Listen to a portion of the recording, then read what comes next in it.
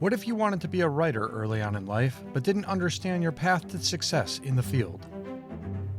What if your journey led you to standing up the MARSOC Raiders and experiencing the full effect of the awesome capabilities our United States Marines have at a tactical level? What if you experienced a traumatic brain injury, but were able to mitigate its effects by utilizing writing as therapy? What if that experience led to a New York Times bestseller and publications over dozens of media outlets covering not just the military, but a sport that you enjoy? Join me as I speak with Russell Worth Parker about his journey from the military to writing to what he's doing now within the veterans writing therapy space. This is Veteran Success Story.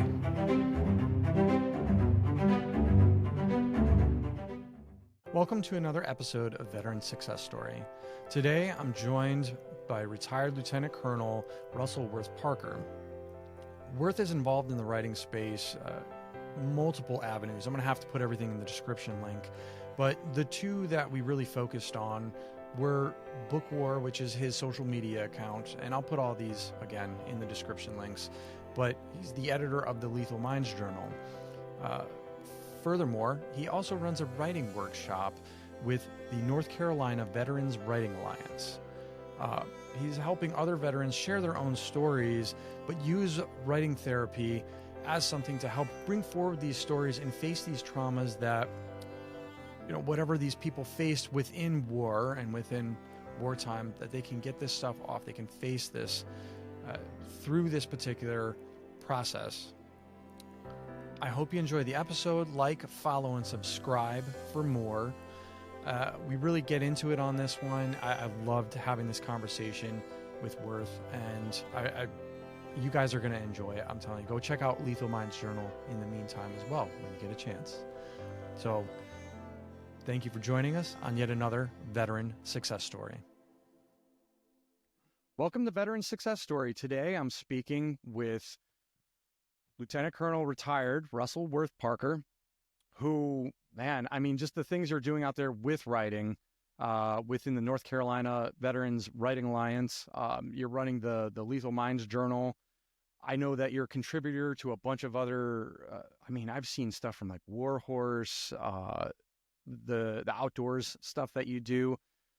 But really what brought me, the moth to the flame anyway, is the fact that I follow you on social.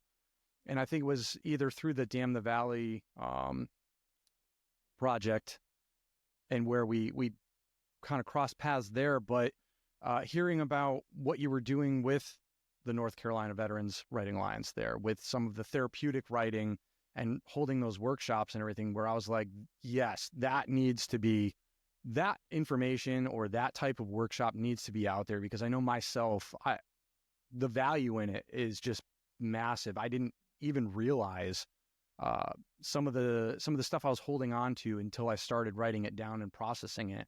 And thanks for coming on to the show and sharing. Oh, well, thanks for being willing to have me on and saying those very kind things. It has been an interesting journey, and not one I ever anticipated taking prior to retirement. But it's given me a great option to stay connected to the community that I was a part of for 27 years, but also do something very different. Yeah, that's, that was man, if I could echo that same thing, it really is. It's like some of those projects out there, like, the book I never wanted to write, or the podcast was another guy had written down his stories off of, basically it was like, it was Andrew Bragg with the Devil's Playground. And I need to connect you guys, because his heart is in the right place, and what they're doing with the guys within that platoon that they served with, just incredible stuff, that they've been able to keep that connection together and alive, and that how much they've worked together and putting and compiling that together. I'm going to have to get you guys. Yeah, I'd be interested to talk to him for sure. Yeah. So really, I want to back up, because we're talking about some of this, but in the show, I want to kind of bring your background and stuff out. So Marines, I know I was Army on that end, but you're North Carolina, and was Wilmington, like, where did you What's your kind of story through the service look like? So my quick story, I grew up in Athens, Georgia. And I went to the University of Colorado when I was a ROTC kid for 4 years out there. And I did 4 years active service in the Marine Corps, and then decided, I'm going to do other things. And the truth was, old First Lieutenant Parker was still pretty much a child, and he wasn't getting exactly what he wanted. So he decided to go to the reserves and go to grad school. And I really didn't understand that process either, and was relying on nepotism to get me into graduate school. I got a very good lesson when I did not get into my graduate program, and I ended up derailed doing some civilian stuff as well as serving in the reserves. Anyway, long story short, I ended up in law school. And after my second year of law school, I was activated and went to Iraq and got to do what First Lieutenant Parker had wanted to do, and be a platoon commander at 2nd Force Reconnaissance Company in Western Iraq. That was a pretty major experience for me. Came home, finished law school, and was like, I want to do that other stuff. I don't really want to practice law. So the Marine Corps was starting the Marine Special Operations Command, and all my buddies from Force Recon or a bunch of them were the kind of seed corn for it. And so I was graduating law school, and the Marine Corps was engaged in 2 hot wars. It was 2006. And they sent out a message going, "Hey, reservists, anybody want to come back to active duty?" So I did, and I stayed at various assignments within SOCOM for the next 16 years. And then I retired in 2021. And I'd started writing loosely in 2015, kind of by accident. And I wrote a piece that I say went Marine Corps viral, and now there's a couple places that publish it every year on Memorial Day. But I liked the way that felt, and I liked the connections that created for me. By which I mean interpersonal, not like, oh, somebody's calling you to give you a good deal.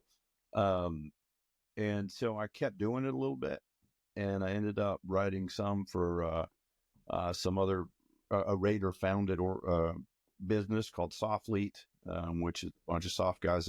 So I wrote for Sofleet for a long time, and still good friends with all those guys. And back then I was writing, 2 or 3 or 4,000 words for $25 and some protein powder. And I had no idea how the business worked, and I'm still just figuring it out, truthfully. But anyway, those guys were wonderful to me, and I often credit them with kind of giving me a start, because they gave me a place to get a little more confident about writing. And I use weightlifting analogies a fair bit. Like, it was a chance to get reps. And so I got those reps in a pretty forgiving environment. And then I sent that original essay I'd written in 2015 to a woman I was loosely connected with, who was at the New York Times. And she said, I love this, but you've already put this on social media, and the New York Times doesn't do seconds. You want to try and write something else? Which I've since learned, and would say to any other aspiring writers / veteran writers out there, if an editor ever gives you the slightest crack in the door, you kick it open. So I wrote an essay for them that got published. I wanted to write one other essay about a Labrador, about a dog that I got when I got home from Iraq, and get that published in a magazine called Garden and Gun. And I managed, through a long process and some people that knew a lot more than me giving me advice iteratively, to eventually sell them that story. And I just figured I was going to go do what retired lieutenant colonels do, be a contractor somewhere. And very, very happily, my now agent's wife read both of those essays in close succession to one another, and nudged her husband one night in bed and said, "You need to go find this guy." And he did. So I thought that was a Nigerian print scam when I got the email. Ultimately figured out he was for real. And so I've been signed with him now for 6 years, and mostly to write up, to, do credited writing or ghost writing, or write other people's stories.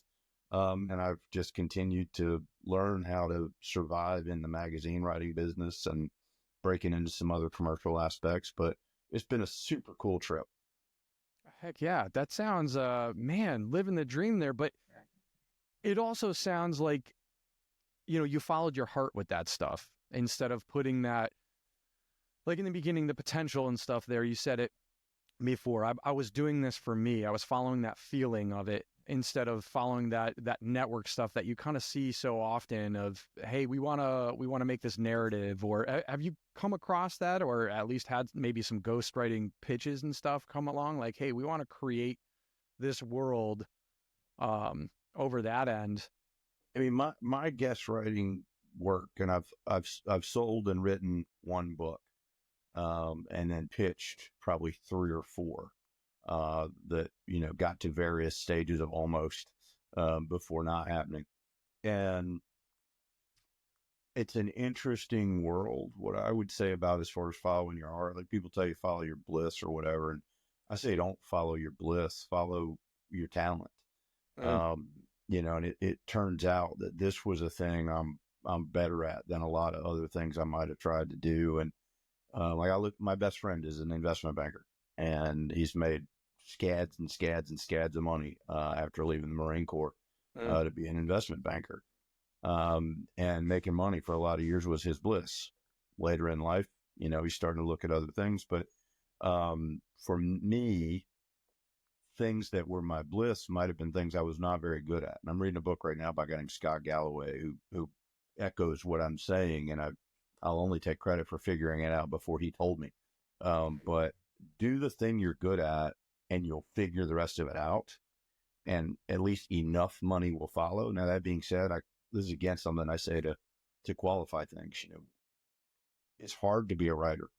The average American writer makes somewhere around $6,500 a year. That being said, a very good and successful writer friend of mine says that's a pretty lazy writer.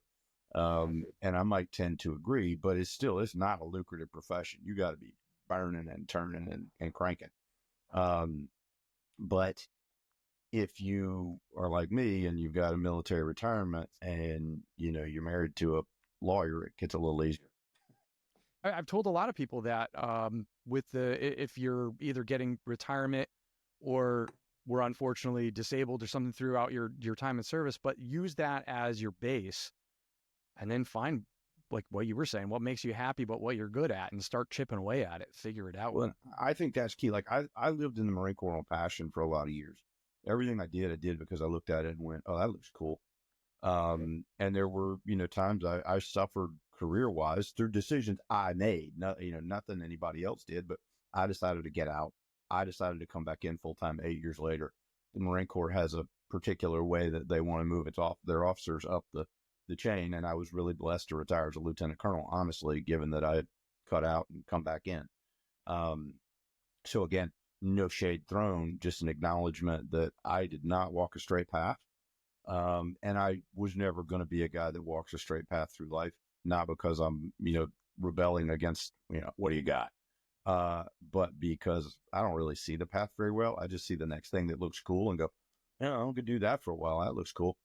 Yeah. And I'm really blessed that writing supports that tendency, which is kind of why I go back to saying, as somebody, if you're getting ready to transition, you're trying to figure out what you're going to do next. It's great if you're somebody who can lock in, go to business school, start the process thereafter. 5 years later, you're ripping down $300,000, $400,000, $500,000 a year and some crazy bonus pattern. Wonderful. If that feeds you. Yeah. But, I figured out I enjoyed the hell out of law school, but I didn't want to practice law.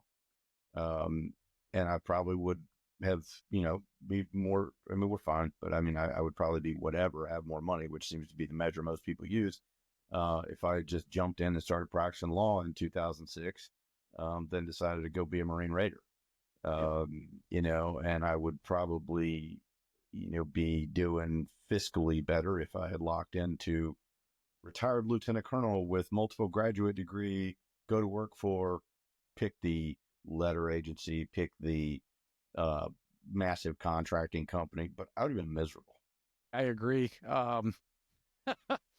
I know a lot of people like that. They follow the path that society says instead of figuring it out for themselves. And, it's either they sit in that misery, but they're making the bank, so they're justifying it, because really as a society, that dollar amount is, you can look at that. It's measurable in an easy metric way to where you can't really, you can measure happiness, but it's really dependent on each person and what they're doing. And it just goes down a whole whole different path. I mean, I'm a capitalist. I don't knock the pursuit of money at all. If you're somebody for whom, pursuit of money gives me 49% of my pleasure and I fill the rest in with what the money affords me, you're awesome. You're kicking life right in the tail.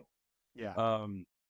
But for me, I've had a couple corporate jobs when I was out. I had one very good job as a pharmaceutical salesman, and everybody was like, "Oh, you're on the path. That's a great job." At 26 or whatever I was, it is a great job, and it was great people. The pay was great. The conditions were amazing. Everything was amazing. And 2 years into it, I was done. And then I went to law school, and then, like you say, I went right back to doing the thing that I had always wanted to do, which was be a Marine and be a special operator. Of course, the Marine Corps didn't have the opportunity to be a special operator, but I wanted to be a Force Recon guy. Yep.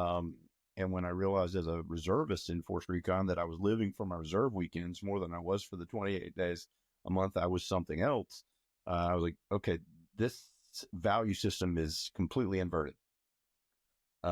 You need to just do the thing, get it out of your system. Reserves is such a hard gig too. Like, I did 3 years of it after I got out, and man, they expect from you in a reserve company just as much as the active duty, but like, you're like, hey, when are you supposed to do this? Like, in my off time with all my extra other stuff that I'm doing, like within school and a job, and because I just transitioned out of the Army. So you got to be kidding me. And they're, well, we could put you on the books full time for this, but not until you're qualified here. And it's never even got me. And I don't want to be on the books full time. I got out for a reason. I'm trying to start a life. Listen, I have all the respect in the world for the reserve community because A, I've been a part of it, but B, it is hard, and in a lot of ways, it is a lot harder than active service. And I did about 22 years of active service and about 6 years worth of reserve duty, and I feel pretty qualified on both. And it's a balance, right? Certainly, your active service folks are typically more competent at the specifics of their job. It's just the nature of it all. But you also have, if you got a sergeant who's 28, he runs a business in real life. And, maybe it's a lawn care business, but he's an E5. He runs a crew of 12. He makes payroll. He's buying, he's selling, he's coordinating. He's frankly doing a whole lot more than a rifle squad leader is doing every day at Camp Lejeune. And that's no shade on that job either. It's a hard job and one that is beloved to me, but it's just not the same. Trying to find that split. Like, it really is. It's almost like living the dual lives there. And for the people that run active duty and are working on the side afterwards, if they get the commander's approval sometimes, that's tough. No, it absolutely is. And I think I think it's important as somebody who has gone to war as both a reservist and an active service guy who's worked with a whole host of everybody across the field. It's just important to recognize what everybody brings to the fight, as it were, and what everybody sacrifices. I went to Afghanistan as an active duty guy, and my wife was pregnant when I left, and I had a 6-day-old when I got home, and that was super hard. But she also was, my wife, my first combat deployment, and was the key volunteer for a bunch of reserve wives spread all across America. And you take casualties, and you're trying to help family members who are 5 states away, and it's a tough beast to be in the reserves. So all the credit in the world to them. So 21, you found yourself, you had something to do with the exit from Kabul, correct? I did, in that like a lot of people, I jumped in and tried to make something out of that mess. And I say that in an apolitical sense. I mean, the quick story, I retired June 30th of 2021. And on July 5th, I threw my daughter in an RV and we started driving around America. And then my wife met us out in Bozeman, Montana, and drove the rest of the way home with us. And along the way, I was watching the news out of Afghanistan, which is what I had done, but I also was very intentionally trying to not pay attention, and not because I saw some impending horror happening. It was just that I was like, oh, the Taliban took Lashkar-Gah again? Yeah, well, no shit. That's what they do every spring. Yeah. And, you know, the commandos will go down there and kick them back out, and that'll be fine. And then I just started noticing, okay, now they're up north. Now they've taken a district center closer to Kabul. And I was like, that's not normal. So by the time I got home, I don't know, I think August 12th of that year is where the date is. Yeah, I'm home. I'm in my bed, and I get a text, or excuse me, an instant message on Facebook from a guy, and I knew who he was through Softlead, actually, but he was a prior Afghan interpreter. He'd done 7 years between service with the Marines and SF guys, and then he immigrated here, and he enlisted in the Marine Reserve. So he's a Lance Corporal on the weekends, and he's like, hey, sir, my family's, you know, all in Kabul. They're still working with various organizations within the Gyroa. Can you help get them out? And I'm like, dude, I'm a retired middle manager in my bed in Wilmington, North Carolina, reading an instant message, but you're a Lance Corporal. I'm a Lieutenant Colonel. There's a sacred obligation there. And when the Lance Corporal asks the Lieutenant Colonel to do something important, the Lieutenant Colonel does everything he or she can do to make it happen if they're righteous. But again, I was retired.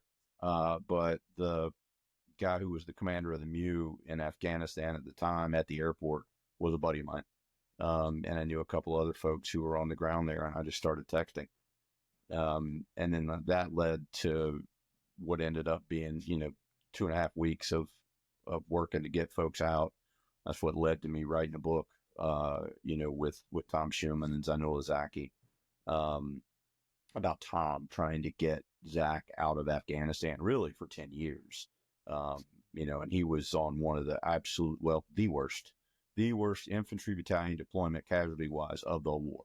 And I know yours was horrific. I've read your book. I've read Ben Kessling's book. And I was tracking, you know, casualties at that time because I was in country when you were there. But I also was in country when Tom's battalion, 3rd Battalion, 5th Marines, Dark Horse, was in fighting in Sangin. And they had, I think, 25 KIA, and then north of 120 single, double, triple amputees. And I've since talked to a lot of Marines through the writing therapy work I do who were infantrymen in, or anyone really, in Sangin. And, you know, guys, and I think it was probably true for you in Kandahar too. I served with a lot of Army folks over the years. So and most of them were graduates of the 82nd, the Ranger Regiment, et cetera. So they paid very close attention what was happening to y'all where you were. But, you know, guys in Sangin talking about going out with tourniquets on their arms and legs before they ever stepped outside the wire. Yep. That is not a thing I did in Iraq. I did not think to that extent. We thought IEDs, but we were in vehicles, and I was doing HVT hits at 2:00 in the morning. If we got hit, it was a really, really, really switched on enemy who was trying really hard to hit us. It wasn't, we're walking out in the village again. Yeah, man. I think a lot of those stories and stuff too, they kind of echo across the GWAT. I mean, especially the Afghanistan stuff. You know, people look at that, you know, the stories from the book, and it's like all this stuff happened across the board. No one is like more, you know, oh, I'm hard because I was here or there. Like, I got it. You might have had some more experiences, and essentially, I mean, from what I was told from a lot of the guys, as well as some of the other people I worked with down the road, they were just like, you got to be kidding me. Some people thought I was making this stuff up because they were like, there's no way a single deployment had that much going on within it. And I'm like, no, it was pretty rough. No, it absolutely did. I mean, I would say I call myself something of a tourist in Afghanistan, which is weird because I got a lot of love and a lot of connection. I spent 13 months there, but I was with 2 separate soft task forces headquartered at Bagram. And I slept in a, you know, well, as safe as anybody. I mean, in my second tour, I had a chew all to myself, even had TV. So, I mean, I was very cognizant of how, as I got older and older, my life was getting softer and softer. But because of working for those task forces, I was also really cognizant on the daily of what was going on countrywide. And you live how you think how you come from. And as a guy who grew up in the infantry and recon and those worlds, like, I'm still very connected to that experience mentally. And then again, both those deployments were basically under Army units because you spell SOF ARMY. And so I have a lot of friends who, as I said, were either SF folk or Rangers or, the various career tracks that spring from that. And those people were all, and some of them had kids, right? They're in country doing their thing as colonels and generals and lieutenant colonels. And they had sons and daughters who were down in the Argandab or in Sangin, or out west, in Coast. And so just like you said, I agree with you. Like, I don't do a whole lot of, measuring. But when somebody tells me, yes, I was in 11 whatever series, or I was in 03XX series, in those places, I automatically ascribe a certain something to them. I've been to all of those places. I did not fight in any of those places. And so I just have a lot of respect and admiration and understanding for what those folks endured simply by dint of how they were assigned, which is the nature of being an infantryman. You just suck it up. Yeah, you're not wrong there. And at the same time, for the people that either are, you can't do it alone. It's you might have that rifle company and stuff out there like we did. We had PJs on station and stuff that would come flying in usually within 10 minutes, of making that 9 line up, which was insane. Because we did have regular Army show up for a few of them, and you could tell the difference because you're like, where's the freaking bird? But at the same, you can't do this stuff without other people out there. Some of the best Delta people that I've talked to and everything, they'll even say it. They'll be like, yeah, I wouldn't have been able to do it without this unit out there. Like, we need the support. They should. Everyone should acknowledge that truth. Like, yeah, as a career, I was a MARSOC guy from 9 months after the doors opened, and I was helping guys who were there on day one plan before day one, just because they were my friends, and all the way till I retired. I mean, I never spent a day of the last 16 years not in a quote soft unit. It may have been big headquarters, but my point in saying that is I remember a general who shall go unnamed, only out of respect to him, who, again, his resume was he was an 82nd, a 75th, that guy. And he's like, we'll never lose one of our units because we have, AWT, Airborne Weapons Team, Aerial Weapons Team, whatever, AC-130, F-15, F-117, B-2, B-1, whatever, stacked up overhead. Yeah. A whole lot different from, I think back to the days when I was a Force Recon guy and we were at least titularly the tip of that spear. I was lucky to have a Huey and a Cobra on station during these HVT raids. And there were plenty of times when I felt like it's just us out here. We got to figure it out. And even more so if you were an infantry platoon commander in 1st Battalion, 7th Marines.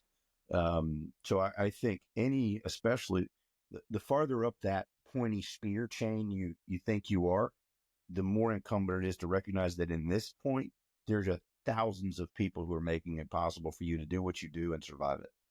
We had a few instances to where, we were sending up the target packages and stuff. We had task force coming in, and whenever the Rangers would come in, it was like, man, we got a nice little break for, 8 hours or so, as long as we weren't pulling outer cordon, because we knew all of the other assets and stuff. And it was just like, let them do their thing.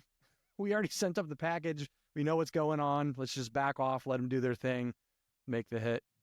And I think it's just, know who you are and know where you are.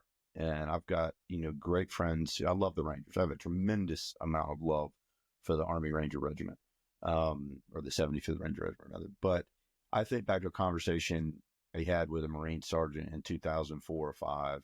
And my job, as I say, I was a quote direct action platoon commander for 2nd Force Recon. So we were the hammer swingers for that particular battalion-based task force, paired up with a grunt battalion. And we just went out every night to do the ultra violence, as I used to say. And I remember talking to a Marine one morning at breakfast, and we'd been in a firefight that night, very close inside a house kind of scenario. And a kid, that Marine, not kid, that young man was saying, I don't think I could do that. And I remember I didn't say it at the time because I didn't want to acknowledge this to him or myself out loud, but he was a member of what they called a mobile assault platoon at the time, which basically was grunts driving around looking for IEDs with their tires and feet. Um, and I had so much admiration for those young men's ability to get up and go out and do that over and over and over again. It's just inestimable courage. Oh, it's a psychological mind fuck, that's for sure. Yeah. You know, that was one of the things that, you know, I know you read it in there, but that having to face that every day and going out there, and it's like, all right, well, who's it going to be this time, kind of thing, because you just knew. Right. Yeah, not if, but when. And that was not mathematically a reality for us in Iraq because, as I say, I was typically out between 11 o'clock at night and 5 in the morning. In fact, my boss typically told me, be back before daylight. And I think about that too. I mean, I did do multi-day ops where I slept on the ground and did real life infantryman stuff. And frankly, those are some peak experiences in my mind. But by and large, you know, at least within the way the GWAT worked, if you're a sexy unit guy, chances are you went out late at night, you came back for breakfast, you played a lot of Xbox, you know, you didn't stand a post, you didn't stand, you know, at a checkpoint waiting on a VBID to drive up. Which is not to diminish any, I mean, I won't say names, but, you know, I watched Ranger companies do one particular mission that I think was the most infantry mission of all infantry missions ever. And I sat just in awe, and, you know, as a lieutenant colonel in the headquarters, watching those things transpire. And it was like, that is the absolute pinnacle of infantriness. And I can't respect it anymore, but I also can't not distinguish the difference between, you know, going out for 5 to 8 days and walking around in Sangin, as a buddy of mine did as a company commander at 3rd Recon Battalion, and living on the ground and living off food you could find, versus, okay, yeah, we'll be back in 6 hours. Very different. Yeah, I know there was a lot of them where we would start to, you'd see the guys hanging on the rails, burning over us on the little birds, and you're like, what the heck, man? You know, we just walked over, marked the compound, backed off, and like, you get the hit? You got to be kidding me. This is There's not that cool. too. There's absolutely that part of it too. But I mean, so that plays into my larger point now in all of this, which is that, you know, I was trained for years. I didn't talk. I didn't do social media. And then I started writing and I liked it. Somebody's got to tell the stories. And somebody's got to tell the stories well and efficiently and effectively. And one of my things now is I just don't ever want to write anything that somebody who served with me 10 or 15 years ago would read and go, I do not remember him as such a douche, but I guess people change. You know, but I also think it is incumbent on us as the veterans to cross what I perceive as a very real civilian military divide.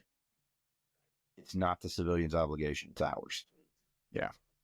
Yeah. And it's, I would say that disparity is growing. And really within the veteran community too, you see a lot of, you know, there's the measuring contest kind of thing. And then there's you know, it's crazy. It's crazy.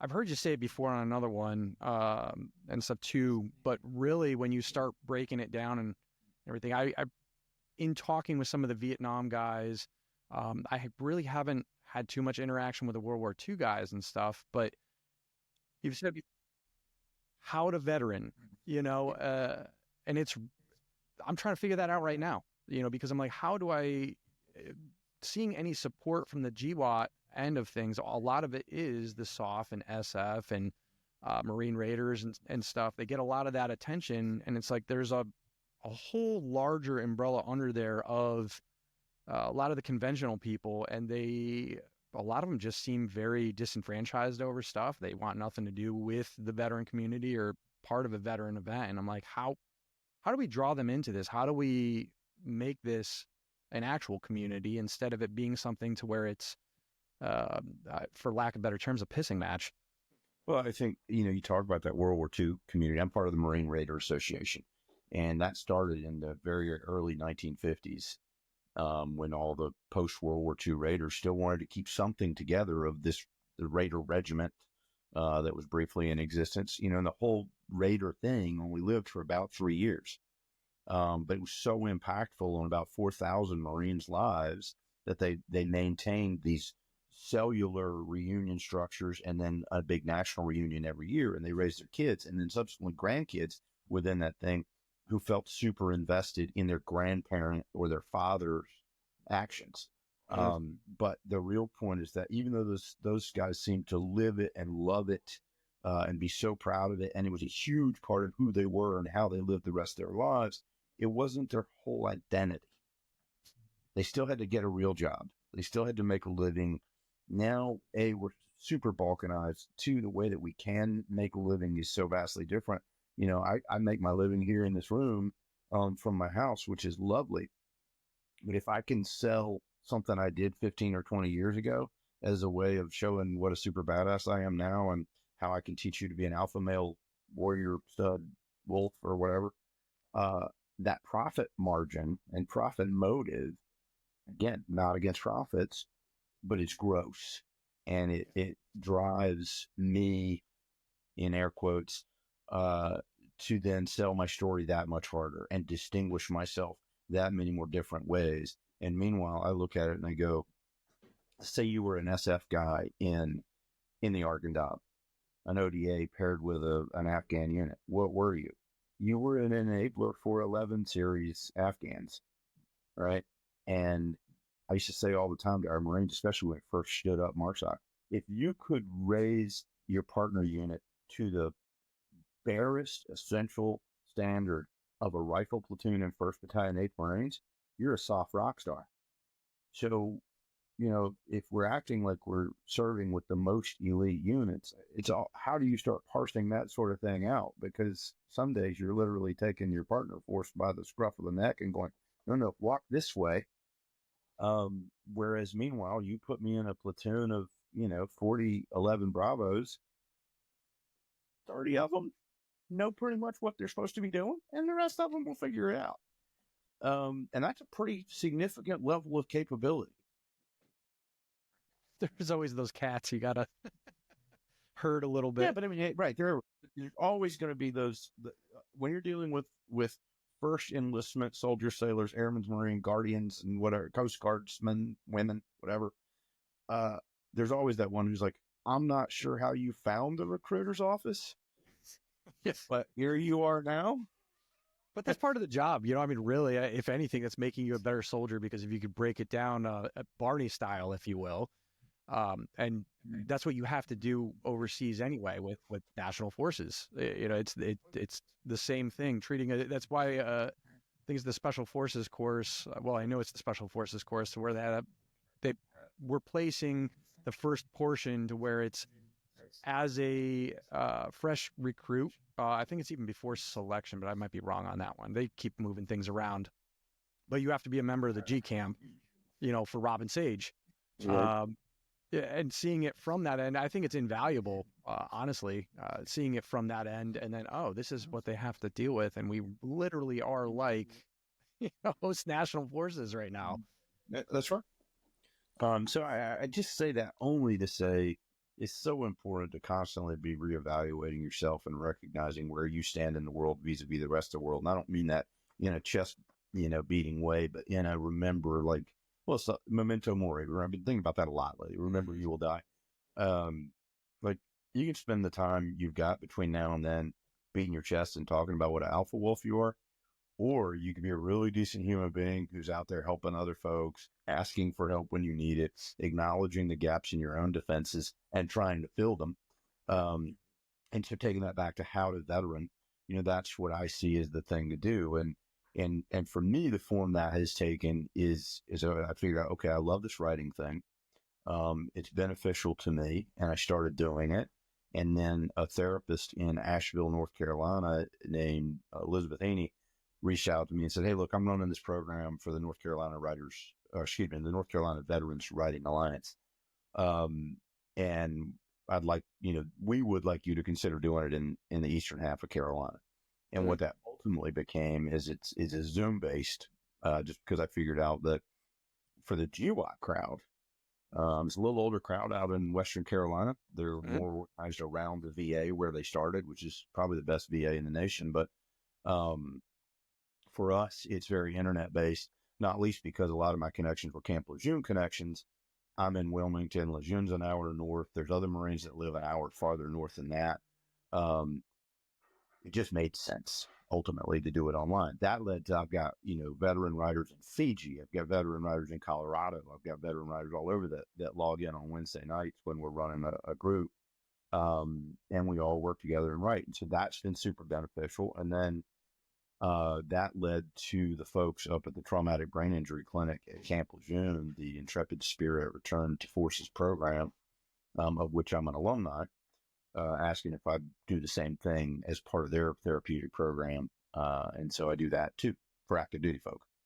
That's actually an interesting tie-in. Like how does that work with the TBI, and like how does writing and stuff work in with people with TBIs? So, I mean, certainly I have mild TBI. I know you've been beat around a fair bit too. And I read the book. And so there's a rewiring of neural pathways that has to happen. If you're going to get back to what drove me to the TBI clinic, when I was getting ready to retire, and it was like, okay, I'm going to stop ignoring stuff that I've been ignoring for 25, 26, 27 years. It's the old walk it off, right? You jump, you about break your ankle off, and you tape it up and go back to work, kind of thing. And I say, okay, it's becoming a kind of almost a MARSOC checkout sheet thing. Go to the 5-week TBI clinic when you're retiring, out of MARSOC. But the real purpose of that program is to grab Marine soldiers, sailors, what have you, at the 12, 13, 14-year mark, get them wired back together and back into the fight. Yeah. Unfortunately, most of the folks that I see are at the tail end of their careers. I'm still glad they're doing it. I'm glad I did it. But so you go and they do a week of diagnostics, and then they do 4 weeks of treatment. And really, they're just mostly introducing you to different treatment modalities, whatever that might be. And the great thing for me in that program was I had sent a ton of Marines to the clinic aboard the MARSOC compound, the Luke Milam Clinic, named after MARSOC's first casualty, a sailor, corpsman, to see the psychs. And I had a very good relationship with the psychs because I was the XO of multiple MARSOC units, and I had dealt with all of the psychs, financial therapists, chaplains, pick a thing. But I was never going to use that myself because Marine officers don't go to the psych. And then a very good friend of mine from a special mission unit said, yeah, I've been going, because it's kind of like, I'm just trying to wire my brain the same way I try to get my deadlift bigger, or shoot straighter. I figured I'd be a better, quote, operator if I had everything sorted. And that got me primed so that when I went to that 5-week clinic, you don't have the option to not see the psych. And you don't have the option to not see the neurologist, and everybody's going to go to music therapy, and everybody's going to art therapy. There's no a la carte. And the beautiful thing of that is I walked in, I was like, I'm here to say yes. Whatever you got, I'm here to say yes. Whether I believe in it or not, I'm down. And at the end of it, they put you at the head of a table with your treatment team all the way around. And I mean everything, from social workers and you name it. And I remember saying to them, you really shouldn't put a guy like me at the head of the table, because that's where I typically sit. And I'm going to start telling you what to do if you put me at the head of the table.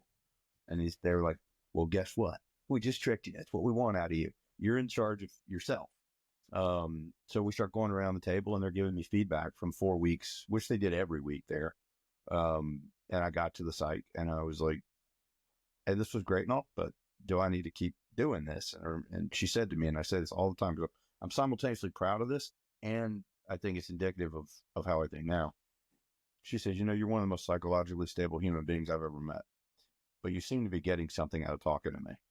And I was like, I think I am. Should we keep doing this? She's like, you want to? Sure. So I still see her 4 or 5 years later. And she asked me if I would be a part of this therapeutic program and work the 8-week writing therapy group that we do into a 4-week program specifically for Intrepid Spirit. And so what I say to the guys and gals coming through there now is, this is an armory tour. Mhm. And walk through, and there's mortars over here, there's rockets, there's sniper rifles. I got machine guns over there. You may not be qualified on sniper rifles, so that rifle's not useful, or that weapon's not useful to you.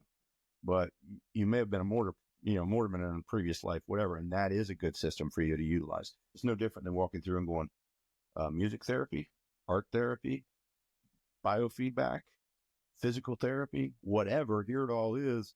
Take what's useful to you. I do yoga now. That's the thing they always talk about, taking what's useful to you. Take what is of advantage to you. Music therapy is great. Wasn't my thing. But it absolutely was a thing for another Raider that came through later when I was thinking, and now he volunteers as a music therapist there. So I kind of say to people, you got to be open to that stuff. But anyway, that's what led to me doing a writing therapy group in 6 return to forces cohorts annually. Do you have a particular story that you want to share about someone that came in and like the difference you saw or what they got out of it? Yeah, I mean, sometimes it's a small benefit, and sometimes it's somebody who really embraces it. And I've had a couple of and it is all guys so far. Typically, it's guys out of the soft community or EOD types. It's folks have been beat around the head. Yeah. You get some senior infantry folk, which is honestly one of my favorites when you get because now I'm seeing E9s from the infantry come through, and they're guys who were E3s in, 2005. And It's crazy. it is To think about in that way. It Yeah. is. You realize how old you are, but you also, those are the cats that I always enjoyed so much because they're just the real deal. Yeah. And some of those folks have moved on and come into my 8-week group. Some of those folks we've published in Lethal Minds Journal, and I'll talk about Lethal Minds in a minute. So, I mean, I consider that a big success. Or I had one particular cohort, and it was just the vibe of the 6 guys that came together for that 5-week period was super amazing. And, some were soft guys, some were not. All of them were folks with significant deployment histories, and they just clicked. And I watched real live tough guys like break down crying when they were reading something they were writing. I mean, and it surprised all of us the first time it happened, but then you went, oh no, I get this. So, I mean, that's a general thing. I had one Raider who was like, dude, I don't write. I don't write anything. I don't read. I don't write. Okay, cool. Sounds good. No worries. And he sat by me for 3 of the 4 weeks we were together, just said this. And he wasn't a jerk at all. He just was not engaged. Yeah. And on the last day, he both read something and wrote something. And I was like, this is a major breakthrough for this guy. Whether it's ever good or whether he ever does this again, he gave it a shot. And it doesn't have to be useful to everyone, but I think for most of us, telling stories is so critical, right? I mean, there's so many, both historical / anecdotal evidence of, back in the days, the Native Americans come back from battle and they tell the story. Yes. And if you don't get that out, it can be really bad, which is the genesis of the North Carolina Veterans Writing Alliance, which was a bunch of Vietnam cats who came home from the war and got back in the hollers in Western North Carolina and didn't come back out again, figuratively speaking, for decades. You've got to tell your story. Yeah, that parallel to the Native American, like the tradition of the war party coming back and then going through, they have an actual sequence, and I have to get it down because there's storytelling involved, there's the sweat lodge involved, and there's some other, I think it was like, there's like a sequence of 4. But there's a reason why they did that, and there's a reason, like, why aren't we addressing things in that way? And like what you were saying there with that is a huge breakthrough for that guy to write something down, because it wasn't that, he was writing, it's that he was facing that trauma, instead of like you were saying, folding the arms and just listening. At the same time, it's kind of ruminating there. But when he was putting that pen to paper, that's when it's coming through. And that is, for a lot of guys to face this stuff, even with my book, when people came back and saying, "Hey, man, like I'm proofreading this particular chapter," and this was with my unit when I was sending out different things to the guys. Hey, read this snippet, see what you think after we had interviewed and stuff. And they're like, man, like some of them came back with, I don't know if I can, or give me a few weeks. They wanted to do it, but at the same time, they were getting smells and stuff of the battlefield. And they're like, dude, I'm in my living room on my couch and I smell the shit river in Afghanistan. What the heck? So I know on that end, I guess it was, at least for me, it was very therapeutic because there's portions of that book to where, I've had it happen before where they ask something and I'm like, honestly, give me a second because it's almost erased from my memory right now. And I've got to go back and look at it because my mind was like, I'm at peace with this now. It's okay. You've processed it. You've gone through it. And I understand it now. And I don't know what it is exactly, but it's almost like it broke it down at least to that visceral level of you were re-experiencing it. And there were chapters written in, or there's things that I've written before in tears. But knowing that was coming through, or knowing that the mind was processing that end of things.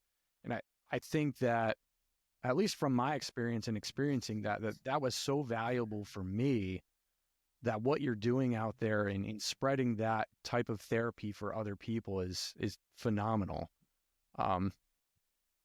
Yeah. And I mean, Lethal Minds, is that something that's kind of like branched off of that? That was first, correct? Yeah, Lethal Minds is a discrete effort, but there's a lot of then overlap in all of it. So Lethal Minds happened, and it was brainchild of Tom Schumann, who the book, is always faithful. And another guy named Graham, and both of them, one an Army officer, one a Marine officer, and they looked at kind of the world and went, there's a million places for 04s and 05s to pontificate.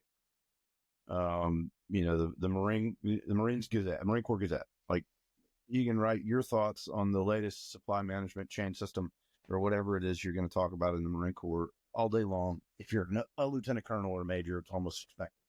But where does the E1 offer their thoughts? Where does the 03 offer her thoughts? What if I'm doing poetry? What if I'm doing art? But really, it was started to be more professional kind of writing than we've been publishing. Still very open to that for folk, and we've done it. But so they started it, and Tom put out on social media, hey, we're starting this Lethal Minds Journal thing, submissions by this date. And I had a short story that was relevant and had been rejected by every single literary journal I'd ever sent it to, quickly. And I said to Tom, well, I got this short story. I'll submit it if you want. He's like, well, take it. And I was like, oh, great. Okay. So that got published. And there was a story in the first volume of Lethal Minds that I took exception to, and not because of the editorial bent of it. That is up to the writer. And now as editor-in-chief, I maintain that stance. I don't have to agree with it. I just have to offer space for people to express it. But I took exception to it, and they were like, well, if you're going to complain, are you going to help us fix it? 3 years later, here I am as the editor-in-chief, and we're still trying to offer that space for folks to get their thoughts on paper, whether it's professional thoughts or personal thoughts or, retrospective thoughts. And now we've kind of expanded it to, we do a whenever kind of series called 12 Questions with a Writer. We email that out. We're looking hard at adding what I call veteranpreneurship section to Lethal Minds to talk to folks like you to say, hey, how did you do what you did? There's a guy named Sitreps Stirkos who runs an Instagram page. He's got business school covered. He doesn't need any help from us on helping service members move from the ranks to a top 20 business school to, a high paying finance job or whatever. For us, it's more, I wanted to do a thing. It was probably non-standard. So how did you do it?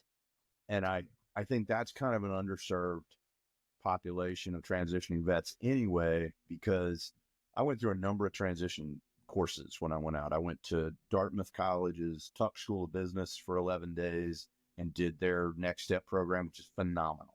A lot of folks I know have done the 30-day Stanford, whatever they call the boot camp for entrepreneurs out there, that I hear amazing things about. I went through the Honor Foundation, which is a Naval Special Warfare based transition outfit that's 12 weeks long, and they've continually opened their aperture to include more and more and more branches of SOF in the thing.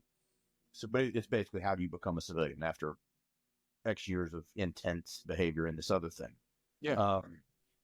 So I went through all of those, but they all are designed to produce a certain thing, which is it's both understandable and appropriate, right? If there's a clear track for success, you're coming out of the 82nd Airborne, you're going to go interview at this software company, you're going to be a software salesperson, you're going to move up, up, up, up, up. It's a 6-figure job. Like, no one can argue with any of that, or should. But if you're somebody who wants to be a teacher, or you're somebody who wants to make the next greatest flip-flop, there's nothing that really emphasizes the how did you do that. And but having said that, when I went through the Dartmouth program, they had what are basically panels. They have a panel day where they have entrepreneurs, they have finance, they have whatever the big things that typically B school graduates do. And the only one where I didn't at the end of it go, I want nothing to do with that, was entrepreneurship. And I didn't, and really still kind of don't consider myself an entrepreneur. I am self-employed, but I don't do profit and loss statements. If my business collapses, no one's impacted but me. Yeah. I think more of entrepreneurship is, I got 2 or 3 employees that are counting on me, or 15 or whatever. But regardless, having said that, the Honor Foundation gave me a business coach, and I worked with that guy and then some folks he introduced me to. And I had already said, I'm going to be a writer. I'm going to give this writer thing a shot. I'm rowing the boats ashore and I'm burning them at the waterline. And I'm not going to do the traditional lieutenant colonel to middle level management track at SAIC. And in 3 years, I'll make $300,000. It's not. And so I was, talking to the guy one day, and I'm like, oh man, I'm not doing that or that or that. I'm a writer, man. I'm an artist. I'm done with hierarchy. And he says to me, do you plan to send people an invoice for your work? I do. Are you going to prospect for more work and pitch people to do more work for them? I am. Stunningly low paid, I might add, but nonetheless work. And so we got through all those questions he asked me. And finally, he goes, you're a fucking businessman and you need to start acting like it. He spoke Marine. Yeah, it was some of the best advice I ever got in my life. You can obviously beat me out if you need to, but it was phenomenal advice. And I didn't always get along with that guy, but I had cited him a million times since as having significant positive impact on my life by making me think like, okay, yeah, you got to treat this thing like a business or like an operation. That is one of the things is we do great with frameworks, and that is a lot of what business is there is some stuff to bootstrapping and everything, but those frameworks, we can follow a framework. Yeah. And you just need somebody to give it to you or explain to you it exists. And within the writing world, like, there've been very few folks in the vet community though there have been some, who I could reach out to for mentorship. So there was a lot of figuring it out in the gaps between mentoring sessions. You know what I mean? So leading up to where you're at now and what you're doing now with writing, it's clear that was your passion and that's where you put your direction in. And if somebody's feeling that draw, what would be a piece of advice that you would give to them with their own writing or pursuing that end of things or feeling it out? I think that's a superb question, actually. And that there's some subtext to it. Like I said earlier, don't follow your bliss, follow what you're good at, which means doing a serious self-inventory of where am I in the moment. I wanted to be a writer when I was in my 20s, but I didn't really want to be a writer. I wanted to be a specific writer I admired a lot. And I didn't want to, well, A, you can't. And B, I didn't want to do the work involved in being a writer. I wanted to be the perfect idea of a writer. It's just like the guy who always tells you he's going to selection. And then he cuts out as soon as he gets to selection. He just wanted to know he was going to selection. And so, Yeah. again, using a military phrase, you want to talk about it or you want to be about it. So decide if you're going to be about it. And if you're going to be about it, it means evaluating how good am I at this? Now, the thing I tell folks, and I feel I've just hit the point in my life/career that I even have any validation to say this. You get to decide what success is as for you as a writer. Unlike a lot of other career fields, it's all on you. And if you want to be the $6,400 a year writer and you're happy at it and it brings you satisfaction, no one can tell you you're not a success, in my estimation. I want to make a living at this, at least enough to pad my retirement check in a way that keeps me in the style to which I have become accustomed. And to do that means writing for bigger and bigger publications. It means selling books. It means, speaking when I get called upon to do so. It means establishing certain credibility. But I had this conversation the other day with a friend of mine. I'm a board member on the North Carolina Writers Network. And I was talking to a fella I knew through that and kind of saying, for me, success is making a living and getting bylines in more and more prestigious but popular entities. For other people, it's getting published in a literary journal that no one's ever heard of, but that incredibly well-trained and informed and thoughtful, literary type writers are the gatekeepers for. And if that's your threshold, awesome. Because again, this, unlike the military, this is not one size fits all. If you're going to score a first-class physical fitness test, you have to do things X, Y, Z, and not at all true in writing. But I think I'm having a relatively successful career in the kind of popular writing space. There's still stuff I'd like to do that I've not at all cracked the code on. And I'm still trying to learn that stuff left, right, and center. But as far as creative nonfiction, the ability to sell an article largely in the outdoor space, but in some other places, that I'm starting to figure. Doesn't mean I'm always, I got a rejection the other day. And it's an idea that I think is awesome. And so far, everyone else thinks it's awesome, but they're not willing to pay me for it. So. Yeah. You got to find those pockets.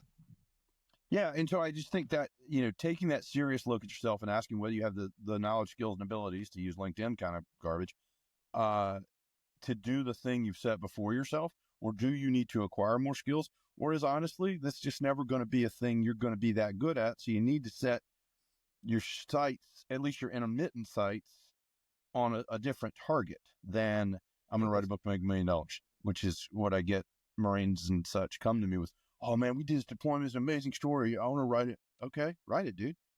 And then they think they're going to get rich. And one, I can tell you ain't, because there are very few folks that are getting rich. Writing is just not a thing. But you can have a really wonderful experience and make a decent amount of money. And two, if your skills are not where they need to be there yet, what do you have to do to get them there? And I firmly believe reps will do a lot to help someone. But that being said, one of the reasons I'm not a visual artist, which I have some skill at, I knew I was never going to hit the standard of the people around me who I admired so much. Like just fellow, folks that could draw, paint, whatever else. I just can't hit it. And I was always going to be angry and annoyed and frustrated by my own lack of skill and or talent. I just don't have that level. And I've done a number of stories on painters at this point to recognize like they just have an ability. It doesn't matter how much school I do and how much stuff I slap on a canvas. I'll never be able to do that. And it's always going to drive me crazy. If it's not going to bother you, it doesn't matter. But if it bugs you, figure out another way to either do it or do something else. I've read some of the articles and stuff that some of the outdoors ones, and it's literally you're painting a picture just using words. It's a different exactly. form. It's achieving a similar end. It's just I figured out I'm really good at words by normal standards, not by the exceptional standards of some of the people I hang around. But I am. I'm good at doing that. There's a million things I can't do well. I think I think, despite having a fair number of badges and baubles and stuff left over from the Marine Corps. I think I'm probably a better writer on the balance than I was a Marine officer. And I think I was, better than adequate at that. But this is where I've figured out, like, I draw this tremendous amount of passion from, regardless of, how much. I wrote an essay and turned it in the other day. And it ended up being 3,500 words, and it was supposed to be 2,000 when I pitched it about 2 years ago. And when a guy agreed to pay me not much money for it. And he's a good buddy. It doesn't matter. But the point is, by the time I'm done with it as a business proposition, I've probably made negative 0.12 cents, in the doing. But it was a passion project. And sometimes driving those, like, it's weird. Sometimes I've found that you have to put out some of the negative, like the stuff that has negative returns first, to where I would say the analogy of a rocket ship, to where you're expending a ton of fuel at the bottom on the launch pad, but it's getting easier and easier as you're starting to reach the upper atmosphere, and you're not needing as much fuel once you get momentum and stuff going. Yeah, and you do have to do some of that at the outset, but I also think people overestimate how much of it they have to or should do. I say again and I do a fair bit of so you want to write conversations, just like I do a fair bit of either you want to join the Marine Corps or, oh, so your kid wants to join the Marine Corps. I do that talk a fair bit with parents. And what I would say is, if somebody comes at me and says, oh, think of the exposure you're going to get if you write for us. I can't pay you, but think of the exposure. My response is, people die from exposure. I read Krakauer's Into Thin Air. I know how that goes. I'm not interested. In any business, a creative business, especially where you are self-employed, no one will value you if you don't. Yes, that is absolutely true. Yeah. And let the market decide. If you've overvalued yourself, the market will tell you. Oh, yes, it will. Yes, it will. And it has. I have been told.